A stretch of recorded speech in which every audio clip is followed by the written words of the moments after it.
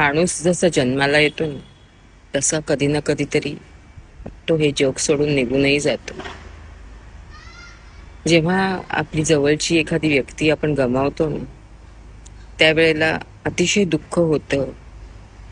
काही लोक खूप जोरात जोरात रडून ते दुःख व्यक्त करतात. ऍक्च्युली ते दुःख कमी होत नसतं त्याच्याने, पण थोडासा मनावरचा ताण कमी होतो. प्रत्येक व्यक्तीचं दुःख व्यक्त करण्याचं माध्यम पण वेगळं असतं. काही जण खूप जोरात जोरात रडून दुःख व्यक्त करतात, तर काही लोक आतून खूप तुटलेली असतात, पण डोळ्यातून अश्रू येत नाहीत.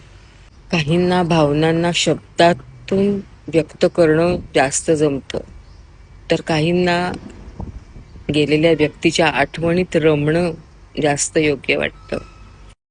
त्यामुळे रडलं तीच त्या व्यक्तीला खूप दुःख आहे, हे समीकरण मला नाही वाटत बरोबर आहे.